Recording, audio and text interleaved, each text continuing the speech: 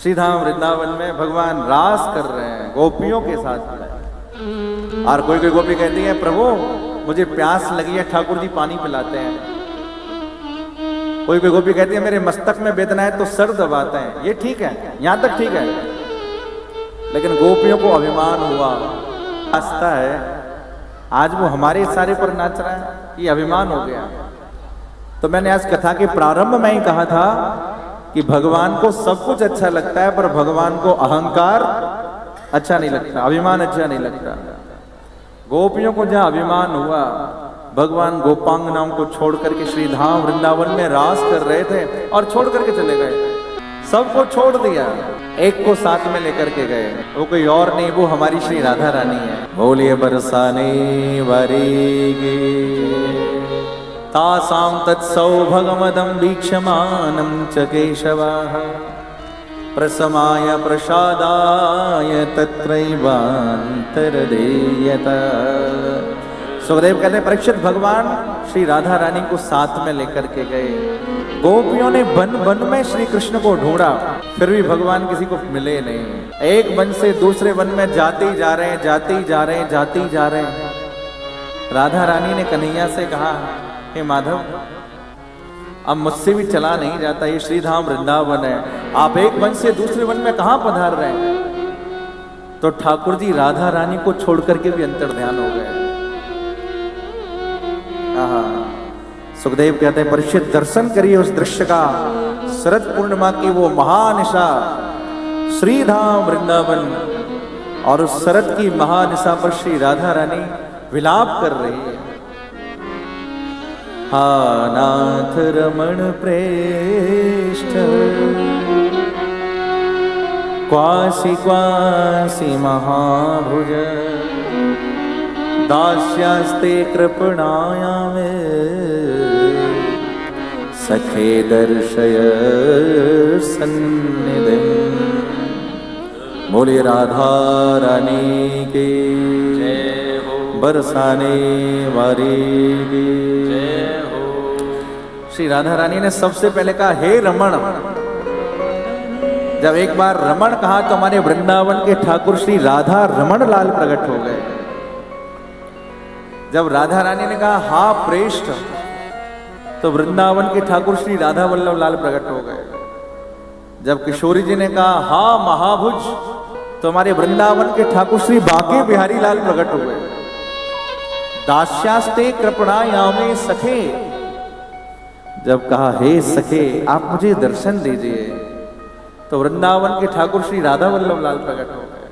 बहुत सारे भाव, गोपीनाथ जी प्रकट हो गए, मदन मोहन जी प्रकट हो गए, वृंदावन के सप्त देवालय किशोरी जी के भाव से प्रकट हुए। दूर से ब्रजांगनाओं ने देखा,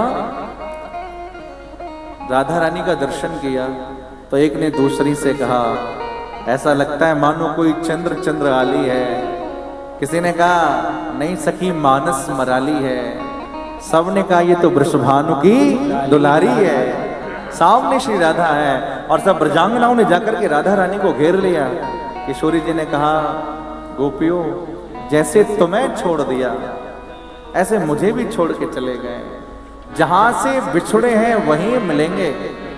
तो सारी ब्रजांगनाएं लौट करके यमुना के तट पर आई हैं, ध्यान दीजिए। और यमुना के तट पर आकर के गोपियों ने गोपी गीत गाया है। ये भागवत का प्राण है गोपी गीत। आप लोगों में से कोई गोपी गीत का पाठ करता है? अच्छा कुछ लोग करते हैं, जो नहीं करते भाई करो, बड़ा अद्भुत है, बहुत सुंदर है। गोपियों ने अपने भाव को गाया है। यमुना के किनारे गोपियां खड़ी हैं और रो रो करके विलाप कर रही हैं। इसलिए गोपियां कहती हैं भगवान आपकी कथा कथा नहीं है, आपकी कथा अमृत है। या तो हमें दर्शन दीजिए, नहीं तो हमारे प्राण निकल जाएंगे। और ऐसा कहकर के जब गोपियों के प्राण निकलने ही वाले थे यमुना जी में, कि उसी समय हमारे वृंदावन बिहारी यमुना में से ही प्रकट हो गए हैं। जय हो, बोलिए मदन मोहन लाल प्यारे की जय। सुखदेव कहते हैं परीक्षित कौन प्रकट हुआ? इति गोप्य प्रगायन्त्य प्रणम्पन्त्यश्च चित्रधा रुरुदो सुस्वरम राजन कृष्ण दर्शन लालसा तासा माविरभुत्सौरे स्मयमान मुखाम्बुजः पीताम्बरधर श्रगवे साक्षान्मनमथ मनमथः। हमारे वृंदावन बिहारी कृष्ण कन्हैया श्रीधाम वृंदावन में प्रकट हो गए। सारी ब्रजांगनाओं ने जब श्री कृष्ण को देखा तो कोई पांव दबाने लगी, कोई हाथ दबाने लगी, कोई चवर ढुराने लगी, कोई ठाकुर जी को बीड़ी खिलाने लगी, पान की बीड़ी। पर एक गोपी पता क्या करती है, ना पांव दबाती है ना हाथ दबाती है, वो ठाकुर जी को आंख दिखाती है। और भैया ठाकुर जी को तो केवल राधा रानी आंख दिखा सकती हैं, उसके अलावा कोई और नहीं। लिखा है भागवत में, एका भ्रकुटी मावध्य, परस्पर में संवाद हुआ और भगवान ने ब्रज की गोपियों से कहा, हे ब्रज गोपियों, हे सीमंतनियों, तुमने जो किया संसार में कोई नहीं कर सकता।